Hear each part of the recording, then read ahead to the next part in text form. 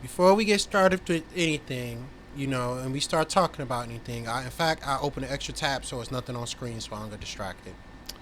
So first of all, I just want to say that what happened to Charlie Kirk was fucked up, and shouldn't nobody have to experience that, and nobody family should have to experience that. I don't really think that's a good long term solution for conservative political commentators, because we live in a landscape now where the media literally just shits them out. Maybe tomorrow I'll make a video on some stuff said by the Humanist Report about how rich people have bought out all media to promote conservative talking points. But my point being is that it was messed up and tragic, and nobody should have to experience that. Because at the end of the day, when I think about what happened to him, I think about two or three things. Number one, the infrastructure and political radicalization that created figures in the economy and economic woes that created people like Charlie Kirk, Nick Fuentes, Kanye West, or Maya Yiannopoulos, James Alsop, or whoever else still exists with us and have not gone anywhere. So just losing one of these guys ain't gonna really change the media landscape overnight. And there's still much more work to be done. So to have these conversations with the population to wake people up from this fascist fury that everybody's having, because the working class has so been torn apart and debilitated. And if you ask me, in my opinion, the better solution for conservative political commentators are, I got two examples, like what happened to No Bullshit and what happened to Alex Jones. I think those are the two best case scenarios about what should happen to right wing political commentators. If you don't know, No Bullshit is a neo-Nazi political commentator who covered media so-called going woke, and he even did a couple of debates with Destiny, maybe a guy named Vosh, I'm not sure. And at the end of the day, he wound up fading into obscurity, and now his channel is dead on YouTube, and he no longer uploads. Another example of a better solution for conservatives or right-wing commentators spreading misinformation is like what happened to Alex Jones. Let them keep talking, if you ask me, till they get sued into obscurity, like what happened to Alex Jones, to the point where InfoWars was taken to him and bought by a left-wing media company that's going to make it into a satirical site about conservatives. And I think those are better solutions where everybody gets to stay alive. And shit, maybe Alex Jones can get a job at a grocery store or something like that. He work at Safeway. And everybody feels right. And this does not create these narratives too, because, Charlie Kirk getting killed like that didn't help anybody also, because as you can see, despite Tyler Robinson not having any political affiliation at all, and we can look this up, hopefully. Tyler Robinson.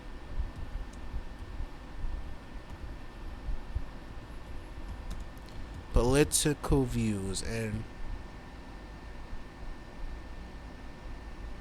yeah, nobody knows. It seems like he was just a guy who was, because what they've said is that he was a guy, especially Ken Klippenstein.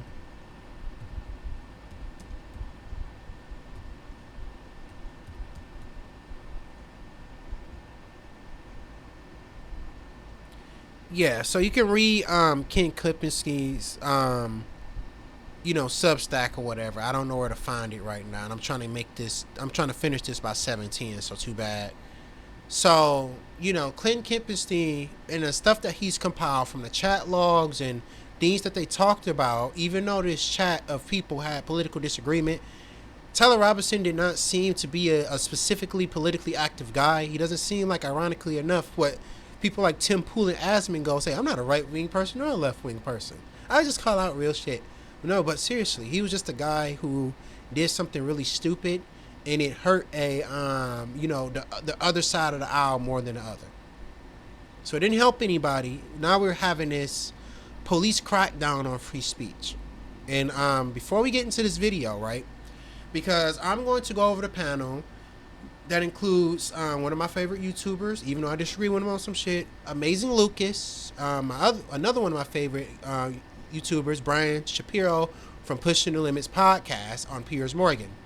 And for some odd reason, every single time, and I got a Roland Martin video coming up to in the tabs where we talk about Charlie Kirk being a reprehensible human being and being a bad person, it's odd because on one hand, right, you got people that say you can't say he's a reprehensible human being. If you say that about him, you think it was okay to unalive him. No, two things can be believed at once. Somebody can be a POS, but it doesn't mean that you think they should be killed. Number two, every time you bring up stuff that Charlie Kirk has said, everybody is always talking about you need the rest of the context of what he said. No, you do not. Because what Charlie Kirk participated in is something that's been perfected since about the 1970s when being out loud racist, right? Because Jillian Michaels is going to do this shit on here too. Oh, do you know what he said? Do you know what he said? Oh, do you know what I said? Because she defended slavery and tried to all lives matter and shit. That's a whole nother, that's deserving of a video by its motherfucking self. Because that made me so motherfucking mad, let me tell you. But the point being is that right-wing, white supremacist, conservative commentators of any race are not going to directly come out and say purposefully racist statements. Maybe somewhere on Rumble, maybe on Kick, but in regular mainstream conservatism, you know, even though they're basically saying it out loud at this point, are not going to say bigoted things out loud. What they do is a dog whistle. A dog whistle, for people that don't know, dog whistle politics uses coded language to appeal to a specific group, often a prejudiced one, while maintaining plausible deniability of a bigoted message to the broader public.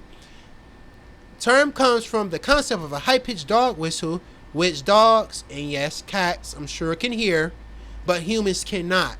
So what happens in political discourse in the 21st century especially is that people make racist statements all the time, but they either surrounded with fluff, say that, burnout. They either surrounded with fluff, they living in Detroit is something else. They make statements of plausible deniability, or they'll do shit like Jillian Michaels did and adopt a black child so they can say, ew, if I was a racist person, when I had adopted a black child, all of this stuff is just political theater. It's political strategy. Because nobody wants to be viewed as a racist because that makes it easy to attack you. This also works triple because it also normalizes racist talking points, in especially to an unsuspecting audience. So audiences that seek justice, for instance, for everybody, will be brought in by, you know, dog whistle politics in a way that different subjects are discussed or misconstrued for the purposes of the white supremacist, of the rich person, or the homophobe, transphobe, womanizer, wherever you want to go. So when we get into this panel, you're going to see this a lot where, you know, even when we get into Charlie Kirk's video, when I'm going to go on the Roland Martin compilation, which I'm very happy that Roland Martin put together, we're going to see a lot of people doing this shit. You know, I'm going to have to curse a little bit on this. I'm throwing this video now. Doing this shit where we bring up shit that and it's not even just Charlie Kirk. You bring up anything, any right-winger, any conservative, or even outright neo-Nazi and white supremacist has said, they keep doing this shit where it's like, do you know the rest of the context of the argument? What the fuck are you talking about? The rest of the context of the argument. We're not 8 years old. We get the concept of dog whistle politics. We know that you're not going to say racist things out loud, so you have to find other ways of making racist statements so you can maintain a level of plausible deniability. And that goes for other bigotries mentioned previously. So this paternalistic finger wagging that black people especially have to keep fucking deal with, y'all can take y'all finger and stick it where the sun doesn't shine. Because I am sick of hearing that. I've been hearing that this whole 2 weeks, you know, or a week and a half, whatever, since that happened to Charlie. And everybody keeps, oh, you don't know what he said. Oh, this statement isn't racist. Oh, I was a fan of his. How do you know that I'm a racist? Oh, I'm just saying this. Like, bro, stop it. Please, God. Please stop. We, like, you know, like politics moved forward and people know your tactics, bro. People are not stupid. So let's move on, bro. I just want to show, I'm not going to go over this whole thing, but I just want to quick 3 minutes of this video. It's total thing is 10 minutes. You can go watch Roland Martin, who was a good guy that you can. I feel like anybody can learn a lot from, and I learned a lot from him, which is why I'm here now. But the point being is that, yeah, we know the concept of dog whistle politics, of saying something bigoted without directly saying it. And here's some of those statements by quotes Kirk. Of Charlie Kirk, and particularly with regard to quotes with regard to black women, but not only those quotes. That's problematic. And it's also problematic when you have constituents who don't know all the details of all of this stuff. They've seen the clip reels of Charlie Kirk. There was another one that came out last night that Tara Setmeyer put out there that was just running the things that he has said over the years. That is hard to explain to your constituents who are seeing this person on social media say negative things. He had views that are held by tens of millions of people, including more than half the country in the last election. If I see a black pilot, I'm going to be like, boy, I hope he's qualified. It begs the question, when you see a black pilot, you wonder, you say, I hope they are. Hey, this statement right here, I argue this isn't even dog whistling. This is just being racist. Qualified. And in the spirit of affirmative action, we have Ramon and Cadillac are your two pilots. They've never flown before, but they are black. If I'm dealing with some... When have you known a black person named Cadillac? See, look, this is a racist trope where they try to say black people have eccentric names. And Ramon could be a Hispanic person. In fact, the name Ramon, you can be a white Hispanic person at that. That's a neo-Nazi or some shit. So I digress on that, but you see the stereotyping right there. Somebody in customer service who's a moronic black woman. Is she there because... And we don't deal with any other race or demographic of people that are fucking morons in customer service? Of her, her excellence, or is she there because of affirmative action? I'm only here because of affirmative action. Yeah, we know you do not have the brain processing power to otherwise be taken really seriously. The war on white people continues. You had to go steal a white person's slot to go be taken somewhat seriously. We are raising a generation of weak people like Simone Biles. LeBron James is a self-interested, narcissistic, and we know he's not very smart. You're representing your nation. You're selfish sociopath. Not very bright, not wise, not somebody of good character. She is a shame to the country. Blacks in America did not have the same rights they had today. Data shows they were actually better in the 1940s. Let's get loud. Oof. For Kyle Rittenhouse. I'm also going to offer some context and some nuance about the death of George Floyd that no one dares to say out loud, which is that this guy was a scumbag. Remember what BLM stands for? And I want to stop right there because that is so ironic that and I also want to put this in context. Maybe I can do a compilation too, but this needs to be spoken. No, actually, I'm gonna say that for later. But as we can see, Charlie Kirk was not a good man promoting dialogue or honest conversation. He was a person who was meant to platform bigoted right-wing talking points, fascist talking points under a spiffy haircut and a suit. It's very similar to how, ironically, David Duke ran his campaigns when he was running for various offices throughout the 70s, 80s, and the early 90s. Is you get this clean-cut white guy who's well-to-do and nice to everybody, and he thinks racism is oh so bad, but he's just so concerned about the white people, and he just loves mass prayer, his wife and a dog, and but he just notices that, like, get the fuck out of here, bro. Everybody, this trope is played out, and as you can see by me bringing up David Duke or George Lincoln Rockwell, all white supremacists, right, are not going to be thug boneheads that are shouting racial slurs and doing salutes and shit, because that's obvious racism and alliance to neo-Nazism and neo-fascism. So again, the spiffy haircut, the suit and tie, and I'm just here to debate ideas, and I love everybody, and oh yeah, by the way, don't forget, I love Jesus. Like, bro, we are like, we've seen that play out so many times, right? Richard Spencer, David Duke, multiple times, neo-Nazis running for Congress like Roy Moore and shit like that. So we've seen that. So stop acting as if the only time somebody can be racist in their presentation is when, how can I say, they are directly out loud presenting racism, especially with the aforementioned dog whistle politics. So that comes here where we get to the main event of this long ass video that I'm making. So I'm gonna go over this entire debate because that's fucking impossible. I got stuff I want to do with the rest of my day, whether it's going out or it's going downstairs and watching TV on the fucking big screen. So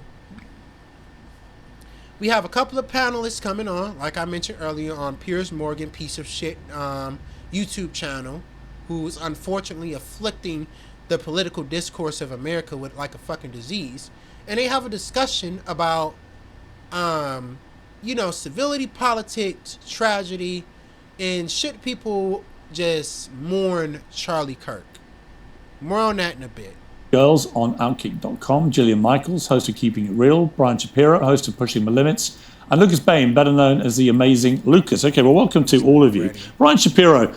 God, this I have been... Dude, why is it... Hold up, before we do anything else, bro, why is it that these conservative white women get so much surgery, right, to affect the appearance, right, of, ironically enough, I hate to say it, black women, right? Because they say all this fucked up shit about black women, especially black women that politically disagree with them. But you have two white women with lip filler and like plastic surgery out the fucking wazoo with their cheeks raised and every damn thing with so much makeup on, it's not even funny. And what's ironically, you will have a lot of red pill black conservatives that'll be like I don't mess with black women. Black women be wearing makeup and hair extensions. But when white women do it, nobody says anything. Well, I'm saying it. Like, this shit is ridiculous. They look fucking ridiculous. They look like blow-up dolls. Don't even look human. I was sickened by what happened to Charlie Kirk. I think we can probably all agree. I hope we can all agree it was sickening, although I had Destiny on the other night who couldn't bring himself to condemn it because Donald Trump hadn't said the right thing. I'm not going over that. That was crazy. For him, which I think is a lamentable piece of moral cowardice. So let me just start by asking you, I presume you condemn and were horrified by what happened to Charlie Kirk. Whatever the hell that means.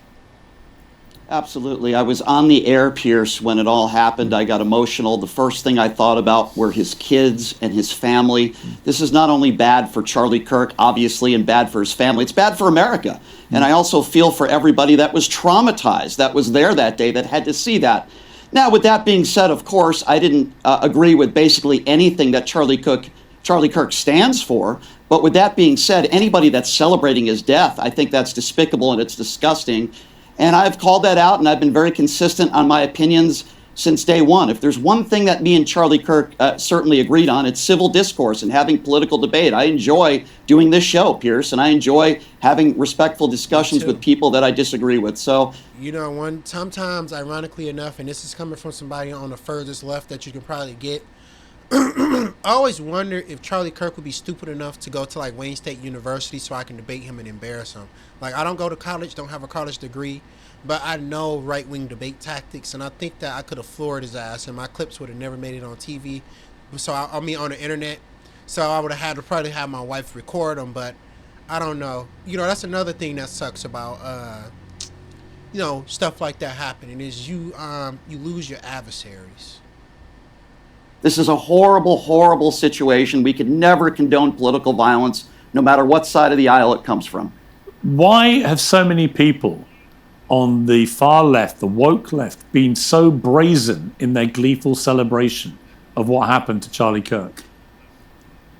Well, my response to that, number one, is I'm not on the far left, so I certainly don't speak for them, but there's people on both sides of the aisle. I know Republicans don't want to hear that, but there are crazy lunatics on both sides of the aisle that celebrate really horrible things that happen to people in America. I don't agree with them, and if you're on the far left or the far right, and you celebrate anybody getting murdered, then there's something wrong with you, and I don't feel bad for any of those people that were...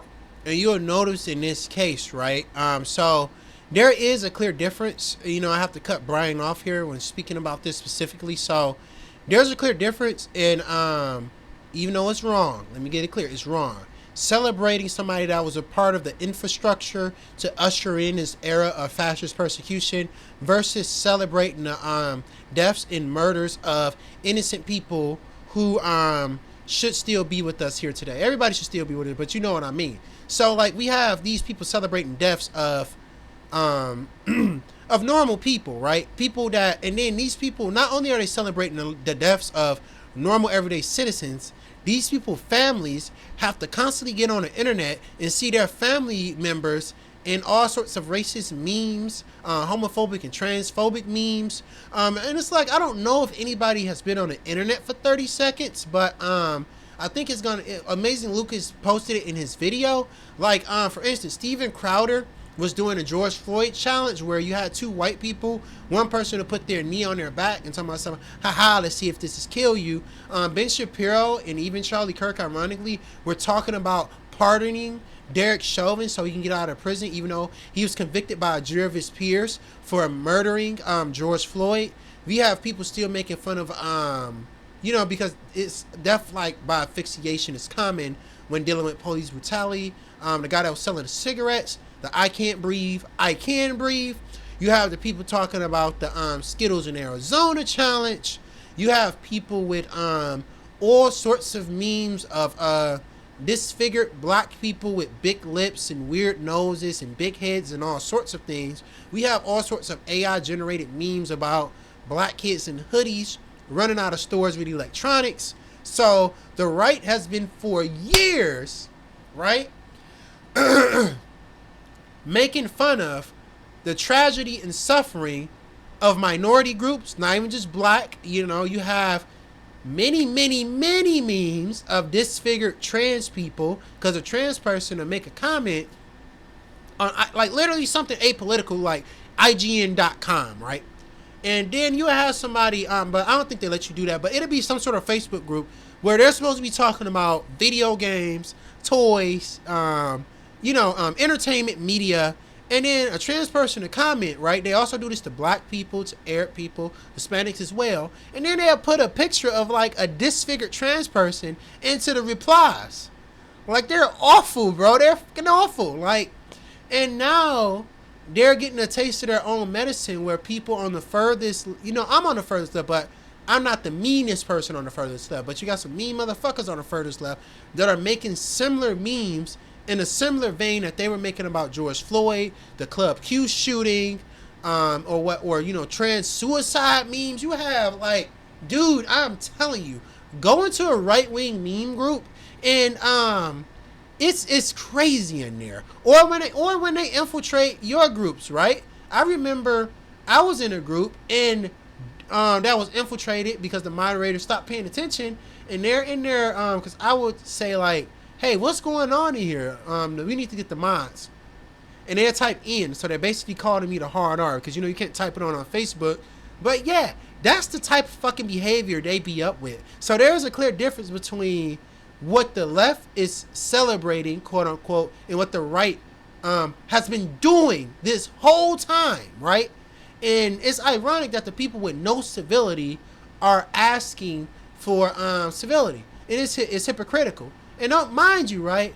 I'll be civil about it because I'm like, all right, it's fucked up. The guy died. I ain't gonna make no memes or make fun of him. But at the same time, just because I say I'm not gonna do it or don't do it, it's not gonna stop everybody else from doing it, because there's their freedom of speech and freedom of expression. So I just think that this is time to introspect about the hypocrisy of cancel culture. Fired for celebrating his death. I think it's disgusting. Now, if you're just talking about him and saying, well, he wasn't a good guy, here's why I didn't like him, here are some of his quotes that he said in the past, I don't think you should be fired for that. I think there's a way to call out political violence and say Charlie Kirk didn't deserve this. I feel for his family, but I didn't like Charlie Kirk and I didn't like what he stood for. I think you could make both. Easy.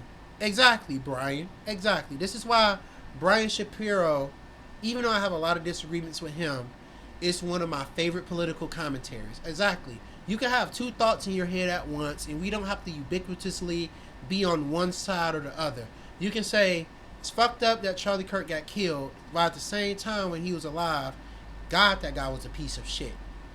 Two things at once. Points respectfully. Okay, Luke has been, I've been pointed out to me that you've posted some messages about Charlie Kirk on your Instagram, which we're going to show. You need to check out the amazing Lucas. I'm tagging him in this video, obviously, because he's one of the content creators I watch that I'm on his side relatively. But watch his context video, and that'll help you understand his arguments a lot more. Here, one is a post that's a parody of a Jubilee debate. I'm doing one of these myself soon, titled "Charlie Kirk versus Bullet. Can one bullet to the neck outsmart one conservative?" Well, that was a short watch. Number 2 is a mocked-up promotion poster called Kirk and Twerk at Neck of the Woods and hashtagged both Charlie Kirk and his widow. And the third was an image of a sunrise titled God Works in Mysterious Ways with the hashtag Charlie Kirk killing and praying hands as an emoji. And you're laughing as I show these. Why do you find this funny? Well, let me just say that I actually am a big advocate for dark humor. And I happen to have gotten a bit of a taste of that over the last, I don't know, maybe decade or so when it came to the right and their memes of George Floyd. Happy birthday being sober for 5 years. When they came to their memes of Breonna Taylor, when it came to their memes of Trayvon Martin, the Trayvon challenge, right? When it came to their memes of Tamir Rice. So I don't know what the issue is. I think I'm engaging in the freedom of speech that the right has been advocating for these last 10 years. And I respect that approach as well, because what Lucas is doing here is holding up to a mirror to them to see how it feels when a tragedy happens in your community, but people are making fun of it and making memes out of it or saying the person deserves it. And I think if we want to move forward as a country to be better people, nobody across the board should be making fun of the deaf, unless, it's something we can ubiquitously agree on, of course. You shouldn't be making fun of the deaths of anybody. Like, this should have never became a thing.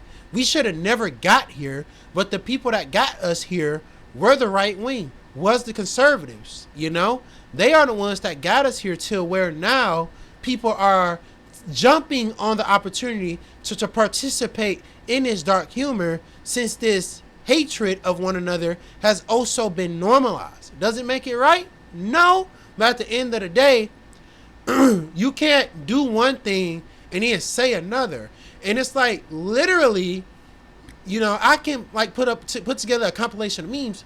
We cannot pretend that shit away, because I think, one thing when I listen through this at work, excuse me, that happened was Piers Morgan, Jillian Michaels, and whoever that lady is, I don't know, I forget her name at the moment. They would not engage, because that's what's going to happen next. Spoiler. They will not engage and talk about, discuss, and break down all the horrible shit people on the right have been up to since especially Donald Trump started running for office.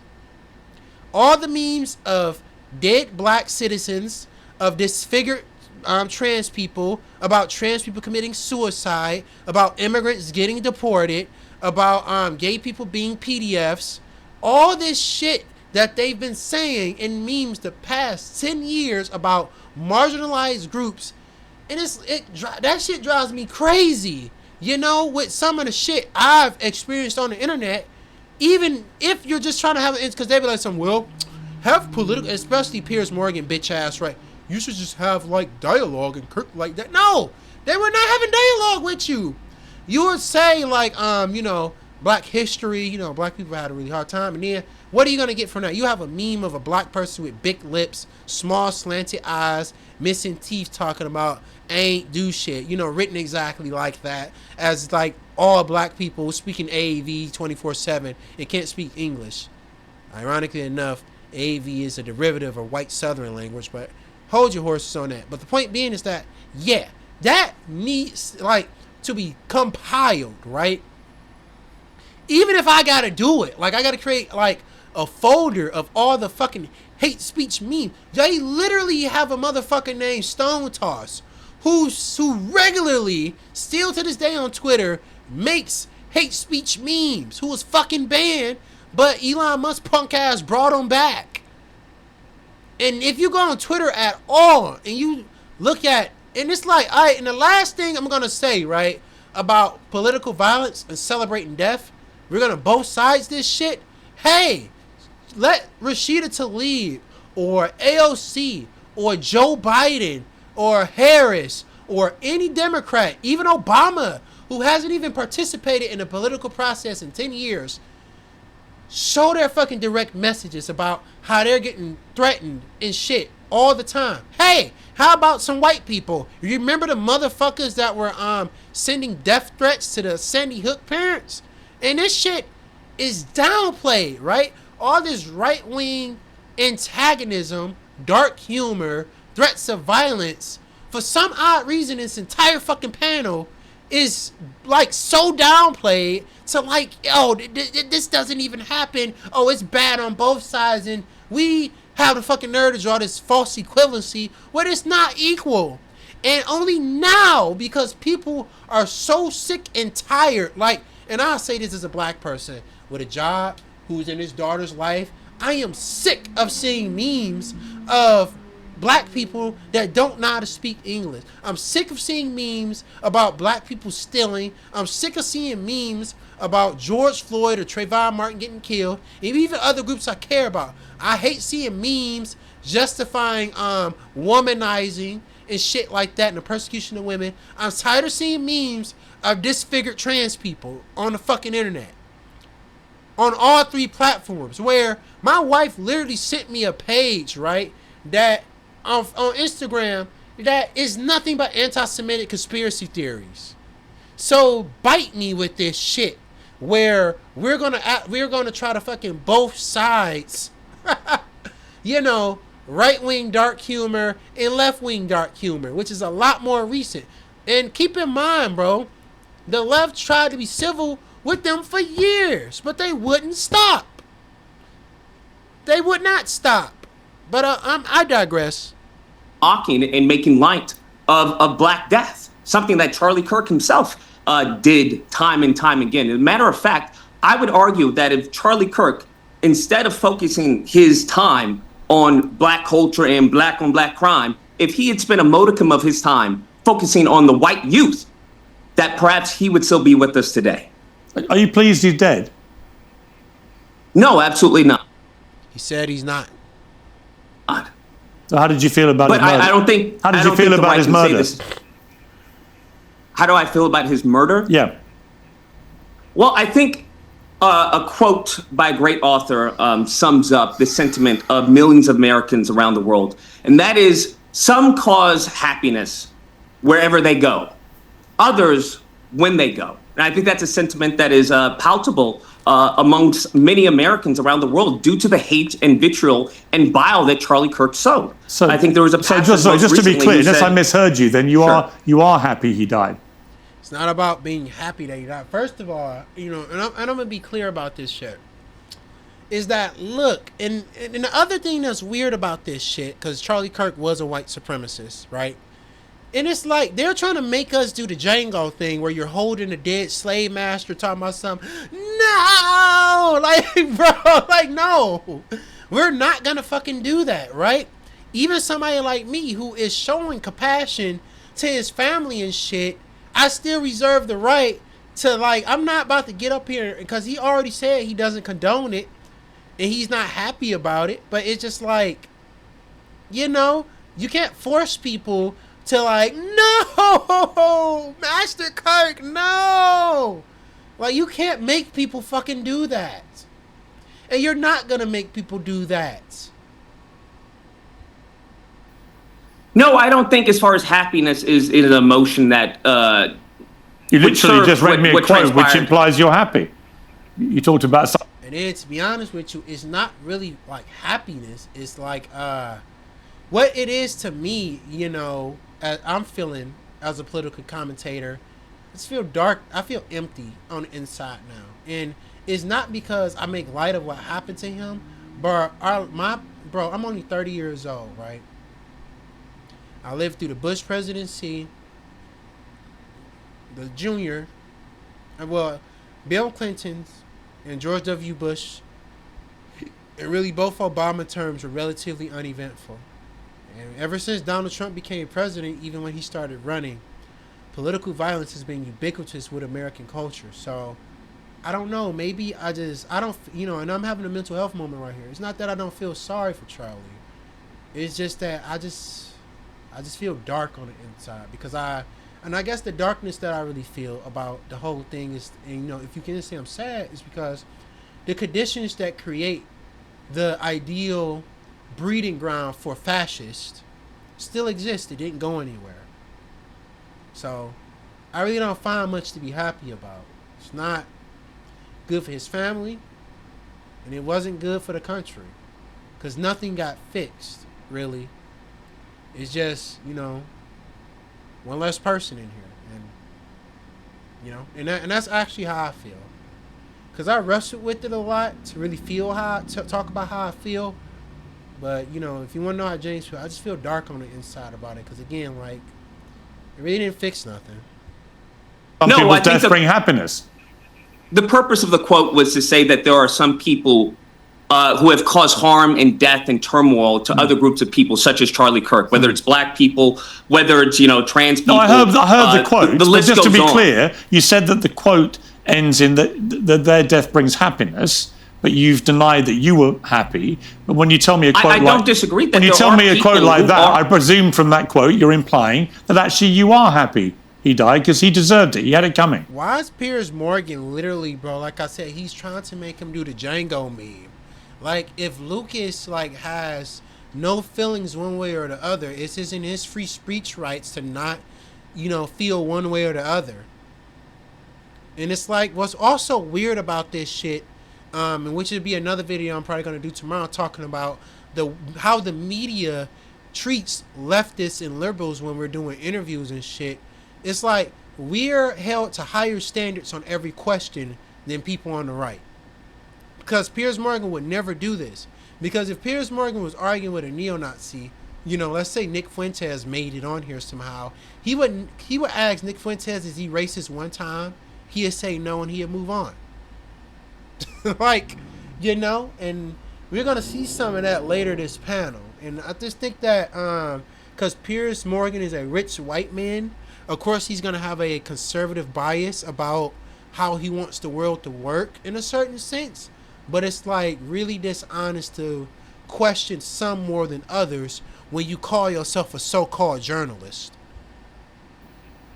No, not at all. I don't think those are ever words that I've ever mentioned verbatim ever. I think there is a sentiment that when someone who lives their life in evil and wickedness, according to the scripture, the power of life and death is in your tongue. And the hate and the vile and the venom that he spewed, I don't know what to tell you. As the scripture says, as he professed, you live by the sword, you die by the sword. I think his focus should have been on a community that, clearly is in problem. That I find it interesting that there's more scrutiny on people who may make memes that they've done of George Floyd and other black victims than on the white male youth that did this tragedy, as some would call it.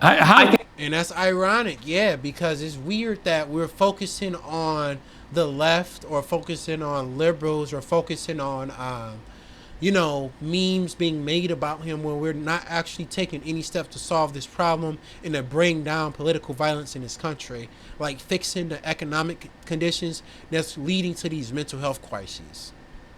Nobody is talking about that. Everybody is just pointing fingers.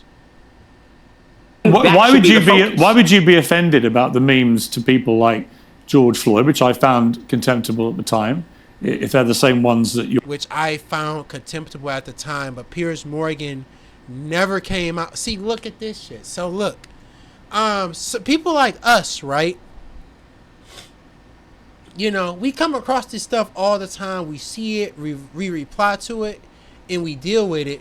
But Piers Morgan has not once in his fucking life mentioned those memes. He's only saying that so he can further his own argument to try to make it look like Lucas wanted Charlie Kirk to die when that wasn't his point. He already said it was a tragedy, so I don't understand why we're playing the game of 20 questions.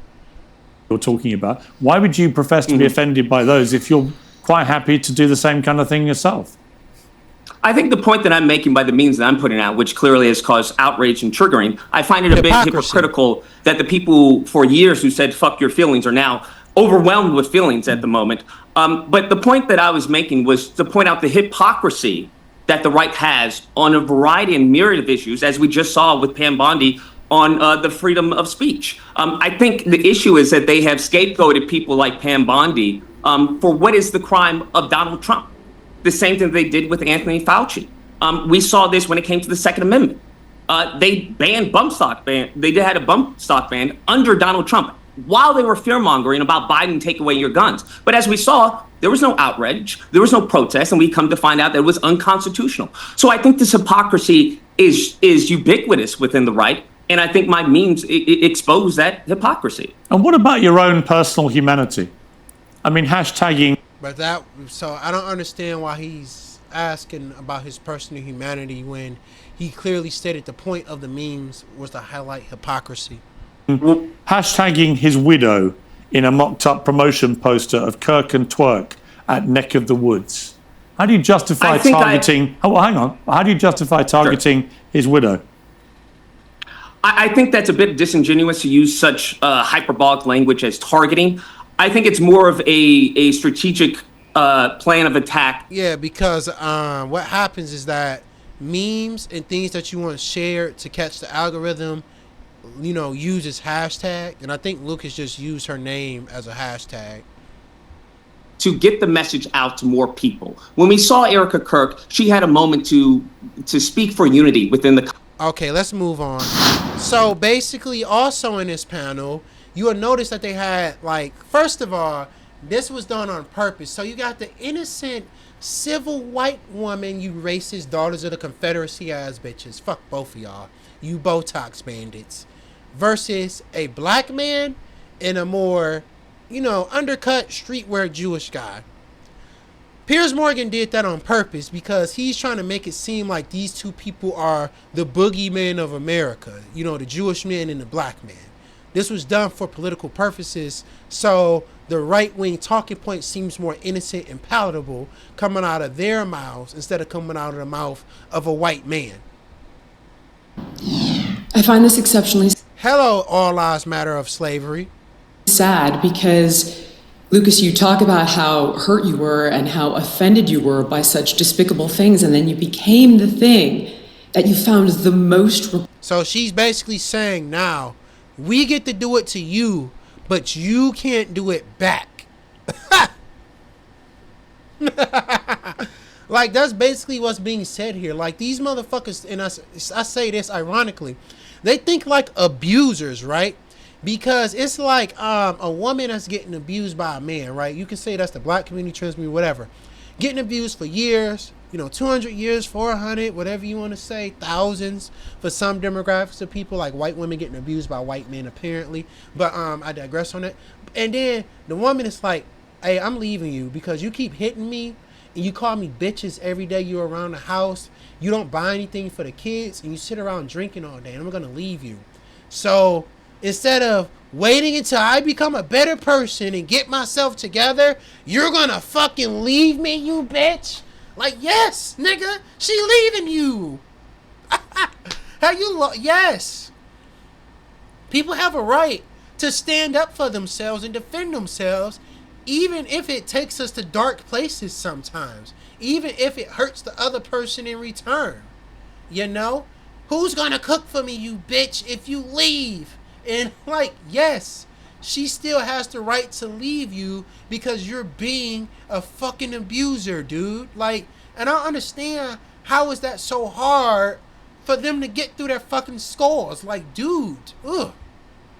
Impulsive, which is alarming, and as I mentioned, deeply saddening. Is he impulsive because he's black?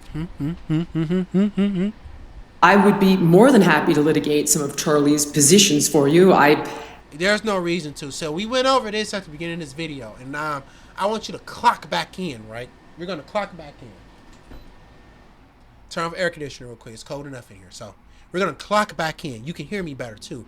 So remember earlier when we went over dog whistle politics, it's a way of saying a bigoted statement with fluff and fake context to get across a bigoted talking point, right?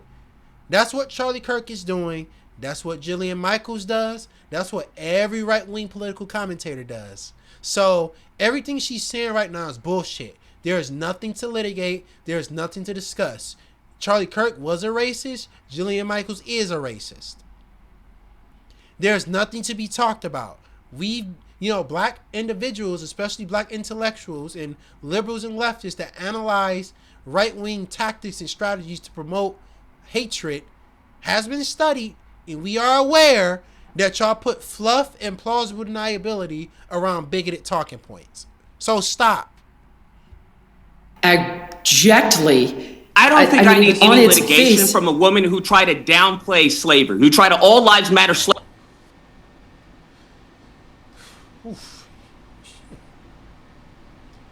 Boy, you better run. You just, oof. Oh, man, he shook the hell out of her with that, I bet. Slavery after she purchased a black child. That's what I would argue. I don't think you need to as far as would litigate you like anything. to discuss it? Okay. Because there's nothing to be discussed there. Because keep in mind, like I said earlier, downplaying slavery and saying that it was not exclusively a white supremacist institution dedicated to the persecution of black people and involving other groups seeks to downplay slavery, whitewash slavery, all lives matter it, like Lucas said, and make slavery as an institution more palatable, and also downplay its physical, mental, or you can say psychological effects. So she's know what she's doing. By bringing up slavery in any other context, you can ask historians, like somebody I learned a lot from, like the cynical historian, who's a history professor. When you bring up things out of context or with context that nobody asked for, you work the dual purpose of promoting racism. Or the reality of the situation is that what I gave you, whether you like it or not, is a fact from the 1860 census. And it's irrelevant. When we're talking about slavery, it's completely irrelevant, right? It's irrelevant because, slavery, chattel slavery in America, and it's the last time I'm saying it, then I'm going to let them talk, and then, in fact, I'm going to move on because she's bullshitting. So slavery, obviously, was a white supremacist institution. There's no two ways about that if you're a serious political commentator. Literally is not a fact. Slavery. It is actually a bastardization of actual history. What you cited was inaccurate. You can actually look. And there's no reason to even do that, because the only way American chattel slavery should be brought up is in a context of discussing the unique persecution that black individuals faced in America. Bringing it up in any other context with any other statistics is seeking to downplay it. That's it. There is nothing to be discussed about it. It's a dog whistle to say that slavery wasn't that bad because it happened to everybody. So that means slavery was okay. That means black people are complaining about slavery for no reason. So there's nothing to be litigated here. Look it up. I don't know if you did. I doubt you do your due diligence. You clearly did not, because in that study that you're citing, in the study that I'm discussing it right now, in the study that you're citing, it takes into account not only the slaves, it takes into account the northern states and the southern states. So to try and implement or to say this all lives matter when it comes to slavery, which is abhorrent and in extreme contradiction to American history, especially in this country as chattel slavery. And we're not even talking about black history. It's a contradiction to basic U.S. history you can pick up a middle or high school textbook. Black Americans is abhorrent and perverse, especially you, who is the mother of a black child who she purchased. Right. Yeah. Oh shit. But yeah. And that's another tactic that they do right there. You'll see, for instance, right, you got a lot of conservacoons, right, that have been posting Charlie Kirk with his slaves. I mean workers. I mean fellow political pundits that were black. And then they would say, look at this. If Charlie Kirk was racist, would he be around all these black people? As a matter of fact, in today's political climate, yes. Because a good way to downplay slavery and the persecution that came with it and whitewash it is to surround yourself with complicit black white supremacists that parrot a lot of your same talking points about black people, the American working class, trans people, and others. That's a good tactic. So normal people think that the racist talking points you making are normal, and it works a dual purpose of providing that plausible deniability. Is it my turn to talk? You purchase. Is it by all means? And they've been doing that shit lately too. It's like, first of all, she talked more than him. She's just talking slower. Lucas is saying more in a shorter amount of time. Okay, well, I'm not quite sure what you mean by purchase. She's adopted, and it is illegal to purchase a child. Did you pay to get that child? No, I paid the adoption agency. It was absolutely free. Study. It was absolutely okay. I paid the adoption agent, and it's really fucking sad that this is her fucking mom. So her mom is probably gonna groom her to be a fucking Aunt Tom, a sellout, an asswipe, you know. And it's like, you know, I hope that young black girl either A, gets taken from her and moved to a different family, you possibly abusive racist white bitch, and or I hope that little girl discovers, you know, her real history. She meets people that introduces her with the concepts of what is U.S. history, racism, intersectionality, and such. Because she's going to keep that little girl ignorant as fuck, and she's going to come out saying a lot of the same dumb shit when she's between 18 and 20 years old, if not earlier. See, like you so then there is a process of child. I believe that other people adopt. Adoption agency. Yeah, that's the difference. Yeah, you purchase, because again, what this black child is doing, right? So if you're challenging, I don't even think I'm not gonna get into that because this bitch deserves her own video. But what that does, again, it's the dual purpose, right? Say something racist. Oh, me? Racist? Did you know I adopted a black girl? Yeah, I have a black daughter. Like, yeah, we know. Okay, you're wrong, and that's defamation. I'm literally right, as you're saying that you paid to an adopt. And they hate to be called out on it because, again, this is not like, and it's like, I don't ever think it was a time where these strategies have ever worked on black people, where y'all would either send black people with us with certain messages and information about society, or, you know, how can I say, have black friends or black family members that you adopted or married into their family to take away from the racist statements that you make or the dumb shit that y'all regularly try to litigate. Like, we are completely aware of y'all tactics. You're literally wrong, and it's this. I'm literally correct. You know what you are. You know what you are. Okay, I'm gonna move on a little bit.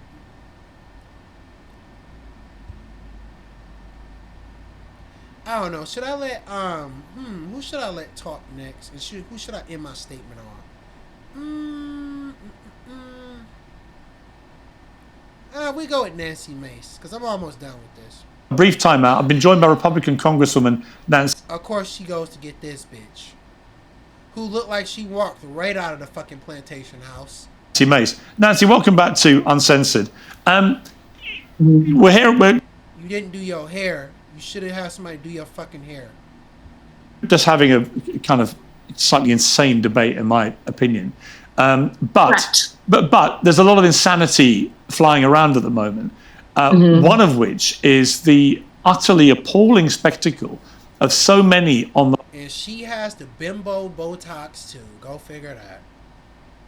...the left, openly, brazenly, proudly celebrating the murder of Charlie Kirk. How have we got here? Like y'all did George Floyd. Like, remember just about 2 months ago, these are the same. And it's like, Piers Morgan, where's your video on that? Where's the debate panel on that? You fucking hypocrite. Where you take the side that's convenient at the time about motherfuckers saying Derek Chauvin should get pardoned. So, like, bro, whatever. As a society. Well, it's insane. And you can just see in the previous debate, you saw two grown men, Democrat men, screaming, yelling on your program at two women. Riley Gaines. And from what I remember when I watched what Riley Gaines had to say, and we just watched it, they were yelling too. And what they're saying is that it was a black man and a Jew screaming at two innocent white women. That's the dog whistle being employed right here, by the way, if you're not aware. Is one of the brightest, smartest, youngest minds fighting for what she believes in, and we want to encourage that, not discourage it. I don't want Riley Gaines is just a fucking loser, as far as I know, because people had this idea, bro, and we're gonna litigate a little sports, like give me about 3 extra minutes. So look, just because somebody transitions to be a woman, does not mean that they become good at that sport. Take my sport for instance. I'm a skateboarder, right? If I was to just put on, a dress, and I'm like, okay, I'm a woman now. Can I be a professional skateboarder? Hell no. Doing birch slides and no complies? No. Because you got women that are fucking 360 flipping 10 stairs like they're fucking grown ass men. It's not like that. I'm not saying, but the point that I'm making is that a certain level of professionalism is required to be a professional athlete. And just because you transition to be one gender or another does not mean that you're going to be able to get into these positions. I want to discourage anyone out there to prevent them from speaking up by getting yelled at. I was yelled out yesterday in front of Don Lemon at the steps of the Capitol. Another black man yelled at me. No. And all we want to do, I'm a rape survivor. Listen to this. Hey, and when they say shit like that, and I don't know if this would be my first viral moment, this is why I got started telling them I don't give a fuck. Because I'm getting so sick of motherfuckers like this. They're sick. Because I remember there was a motherfucker on TikTok doing the same thing. Because she said she was raped and it was a hate crime by a black man. And they keep weaponizing empathy, right? They weaponize their terrible personal experiences to try to switch a narrative to fit right-wing talking points, right? And they think people are stupid enough to go on with it. I don't give a fuck, Nancy Mace, because the person that raped you was not a trans person. It was a cisgendered, straight, white, conservative man who did that shit to you. I can guarantee you. Because trans people are 4 times more likely to be the victims of assault and molestation than they are to be the perpetrators. So go fuck yourself with this shit. Stick it up where the sun doesn't fucking shine. I'm so sick of every single time, bro. Some liberals were racist against me. Oh, this happened to me. This tragedy happened to me. So this completely changes the narrative? No, it doesn't. It doesn't. Because the person that's doing most of the shit to y'all are not even the minority groups necessarily that you're trying to create grounds for persecution for. All I want as a rape victim is to ensure that men aren't in Listen to this. my bathroom or Riley's bathroom or in the shower next to us. That is dangerous. And I'm going to say it again since rape has already been said in this YouTube video. So look, this is how rape usually works in those situations. It's not a trans person changing in a fucking corner because they're embarrassed that they have a dick already. If you're going to, if somebody's going to rape a woman, right, you're going to have some like Nick Fuentes fan ass motherfucker or Andrew Tate lover walk into the women's bathroom and do it. It's not going to be a trans girl. In fact, if the trans girl is in a bathroom by herself, even if it's the women's bathroom, it's more likely to happen to her than anybody else. And it's uncalled for. But to see those men on your program yelling at that N-word in Jew, at the women who are just those talking innocent white daffodils, no, freely, talking in a sane and normal manner. That's because they were bullshitting. And it's again, and I guess I'm gonna end the video right here, and I'm gonna just wrap my thoughts up because I think I got a little sunshine left to get outside. So, in my closing statement, James, otherwise known as Skate Punk Lefty, of course, thinks that Charlie Kirk's shooting was a definite tragedy for the entire nation, not only because the family lost their breadwinner and lost their husband and dad or whatever else, but because his assassination did not fix any of the socio-political problems associated with figures like himself. Though he was not a good person, I think obscurity is a better fate for people like him than death. Plus, they get to live out their embarrassment. And to close this up, is that Charlie Kirk, despite his death being tragic, was a white supremacist conspiracy theorist who promoted hate and vitriol throughout his time on this planet. He was only 1 year older than me, which makes it even sadder. But that's my statements. If you got any questions, leave them in the comments. I read all the comments, the 2 or 3 that I get. And let's try to come together with some political policies that can fix this mental health crisis and this political violence that our country is experiencing instead of pointing fingers.